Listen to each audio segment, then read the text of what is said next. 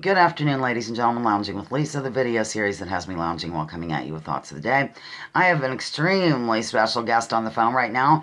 It's Osama, my theme song guy. Osama, cashing in on his bonus question winnings. And here we go. You're on speaker. Say hello to the loungers. Hello, Lisa. Hello, loungers. Love you very much. It's so much fun to hang with you guys. You guys are great. I see you all in various chat rooms around the web, and we discuss things that we, kind of put aside on the game, which is great to get away from some of the political craziness and just have some fun with you guys. Because you're all just the best. Oh, that's very sweet. Yeah, I like the, it didn't start out necessarily being no politics, but it kind of worked into that. And on my regular videos, I throw in stuff or whatever. I don't avoid it on those. I'm in a skirt, by the way, that I got for $2. Okay, Osama and I were doing the warm-up before the actual phone call, and he was telling me a funny story about, or I don't know if it's that funny, but he was telling me a story about something that happened when he wore his Osama mask. If you wouldn't mind telling that to the viewing public. Well, yeah, since I've been calling myself Osama, the kind of the backstory is it was kind of like a defense mechanism because of all the lies, and obviously they're trotting out all of these different people. There were 6 different people that I saw in these videos, and they all look different. One was even a black man. That was the guy who they found in the tape on the videotape in Afghanistan, and he confessed to 9/11. But he was obviously not the same guy. Right. They had been putting up, previously, with the AK-47 and the burro walking through the thing. So I kind of fantasized myself into a cave complex with a burro and 12 wives, one Jewish, and several micro, because Rumsfeld had gotten on the TV and he's like, oh, he's got a hydroelectric power and all this stuff, and I just kind of took it a little further in my imagination and said, well, we have a microbrewery and we have an espresso bar, and we're carbon neutral, and it's just a bit of fun, poking fun at the official story. But I did get myself a carcinogenic rubber Osama mask, and I've worn it several times and been chased by rednecks and all of this stuff. But yesterday I had to get some stuff for my birds at the Costco, and they require a mask. And I stuck that in the car. I was like, I don't really have a proper mask, so I kind of bundled up my face in a bandana, and obviously that was okay, because if they had said anything, I would have said, well, I have another one in the car. I'll go get it. That would have been great. Well, I saw you interviewed once in that mask, but some of our viewers might not be aware of the different Osamas. I think a lot of people just sort of, I'm not sure about this channel, but in life, I think they call them normies, except the regular saga. But it was totally shocking for me to see all the, it was really clear they were different people. Right. Playing this part. And am I mistaken, or I'm kind of drooling, or did some, my tooth. There were some that were, it looked like he kind of aged, and then it looked like he got 20 years younger. There was ones where he was dressed up in a gold robe, and then that I think that was the one who came out before the 2004 election and got Bush reelected because Osama. Right. Well, remember that researcher who died shortly before 9/11, I think? Oh, he's really popular, and he kind of warned that something was going to happen. Cooper, is that? Yeah. William Cooper? Yes, and he did a little segment where he was showing how a CNN reporter just casually strolled into a cave and had an interview with an alleged... Yeah, it was like a week and a half or 2 weeks before 9/11. Right. And then yes. Cooper even said... Where he was then. Say that again. So obviously they knew where he was then. Exactly. That's what this Cooper guy Quite who I. also quite disguises. It's too much. I mean, I don't know. It's everything's too much, I guess. But at any rate, now that we got that out of the way, I think. Wait, well, let me stay on that for just a minute. Getting back to Cooper for a minute, because didn't and he, at the end of that video he said something's going to happen and they're going to blame this Osama bin Laden guy, and he said don't believe it for a minute. I think he said that, didn't he? Yeah, there was that, and there was a whole bunch of um, like in the spiritual community, there were a bunch of visionary uh, authors and channelers who were talking about a big artificial event.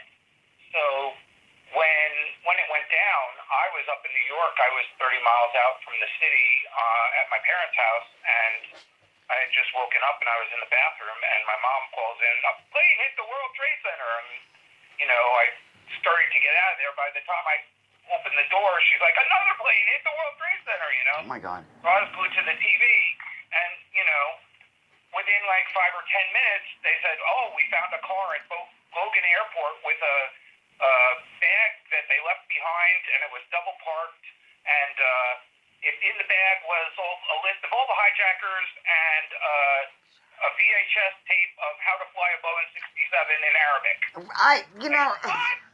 What? Wait, hold it.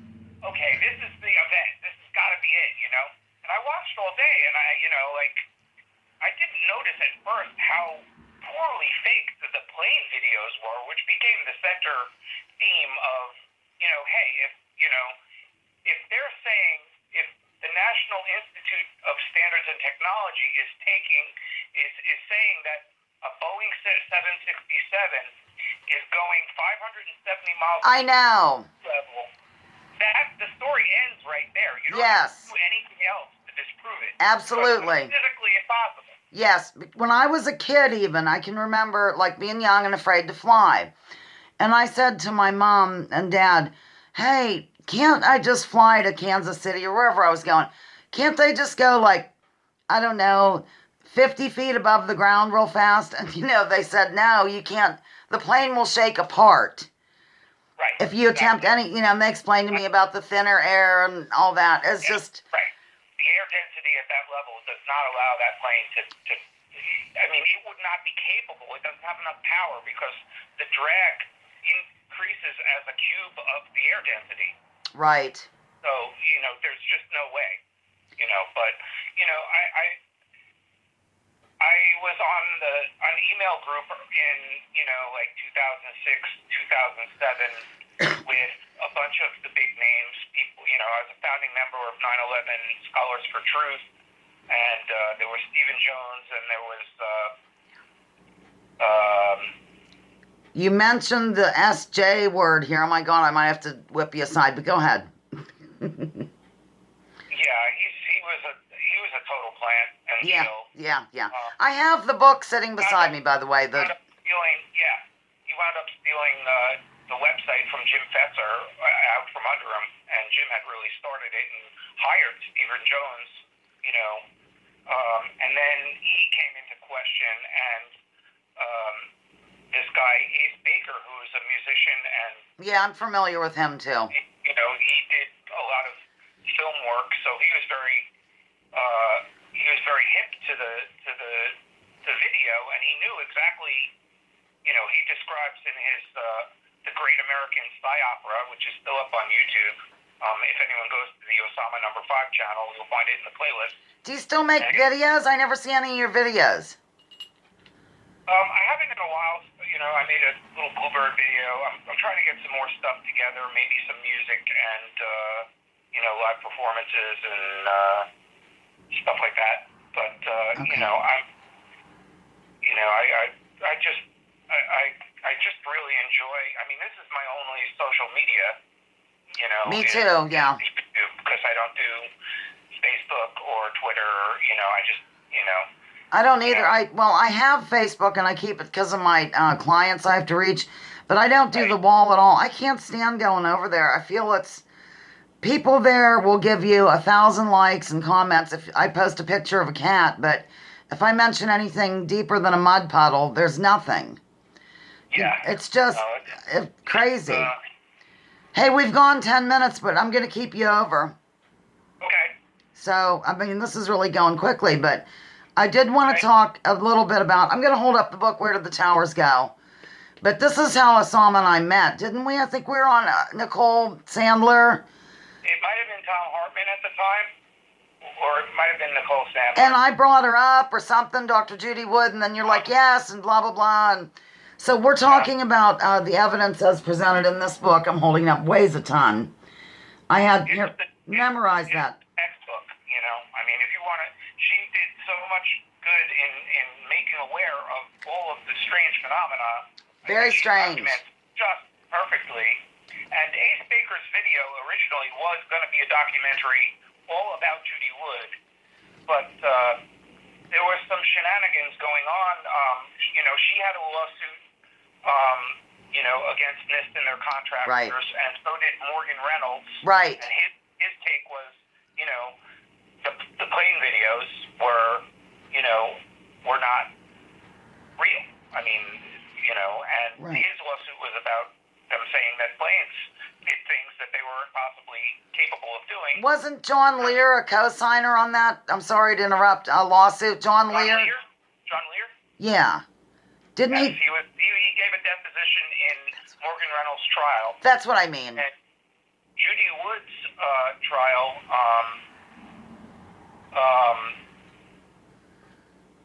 I went to her appellate hearing, and they just, you know, they totally disrespected her. I mean, you know, these judges, they don't know science. They were totally unable to relate to what she was saying. Right. They called her Ms. Wood, and she kept correcting them. It's Dr. Wood. Right.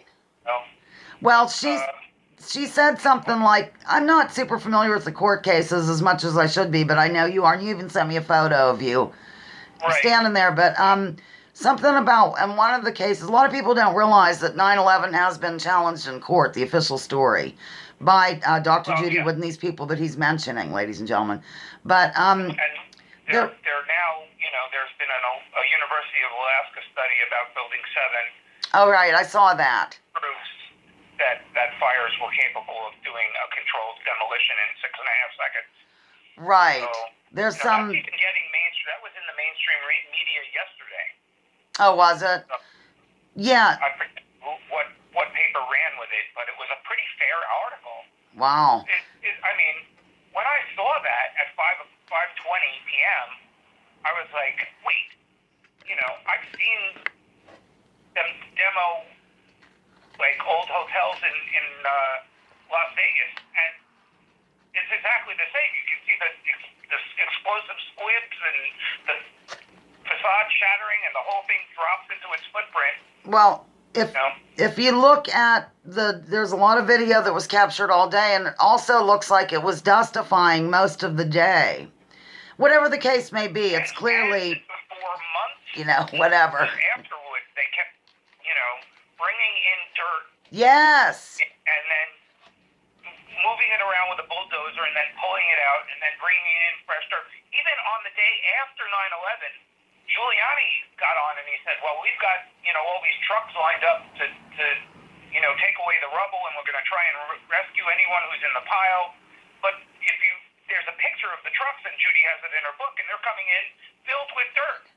Hey, I'm gonna pause this and look for that picture. I'm gonna pause the video.